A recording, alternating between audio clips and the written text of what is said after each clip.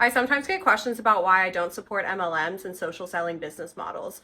Like, Jackie, if you post budget content and show people how to make more out of less, why would you care if other women are also showing people how to make more money? My answer is always the same. I don't support them because women aren't making money through MLMs. In fact, the data shows that the majority are either breaking even or losing money. Studies show that the vast majority of MLM participants make under $1,000 a year, averaging out to $84 a month, not even including any expenses that they may have incurred going into the business. And these numbers may be even worse because many MLMs fail to disclose or understate the amount of people who made no income at all through their MLM model. In a consumer report, the vast majority of participants actually made less than 70 cents an hour, and only about 5% of participants made a wage that matched or exceeded the minimum wage. But what's perhaps most concerning is that women are disproportionately affected by and targeted by MLM tactics. MLMs in general tend to skew heavily female. About 74% of participants in MLMs are female, simply because a lot of the products are geared towards a female audience. Think of your classics like Avon and Mary Kay. And what's sad is while the market is dominated by women, men and women have an almost 50% pay gap in those same spaces. In that same consumer report, studies found that men on average made double the amount that women made in the same time period while participating in an MLM.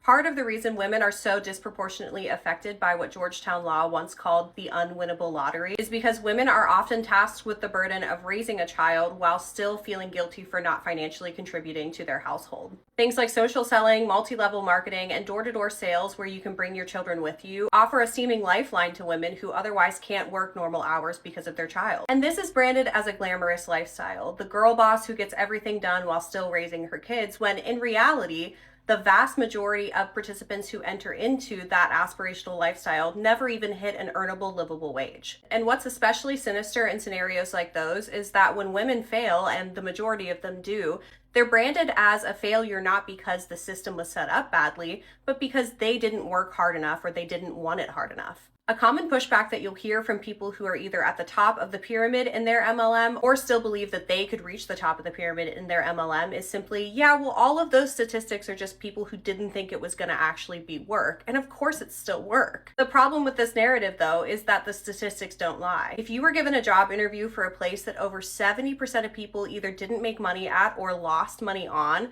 would you accept the job? But while this information is readily available, it won't be presented to women by other women who are already in an MLM and still trying to sell themselves the same dream. And if that wasn't enough to deter you, the Washington Post put out a very fascinating article about the negative effects on women's friendships that MLMs bring. As women, I'm sure we've all gotten a DM from someone that we haven't heard from in years and thought, oh my gosh, I can't believe they're reaching out to me, only to be pitched a new skincare product or a weight loss drug or a press-on nail kit. Women, and especially young mothers who are craving human connection from someone other than a newborn, are being given these false lifelines not only financially, but also in terms of relational value. It offers women not just a job, but a lifestyle and a place to belong filled with other girls who look like they're living exciting lives. But I say all of this not to shame women who are in MLMs, but to hopefully give them a way out. Because the scary thing is it's so hard to leave something that you believed in and told all of your friends you believed in, perhaps despite pushback from friends who had already been burned by multi-level marketing themselves. For every success story in an MLM, there are hundreds of horror stories, and to me that just doesn't make the risk worth it at all. It's like making a career out of the casino. It's just not worth the risk.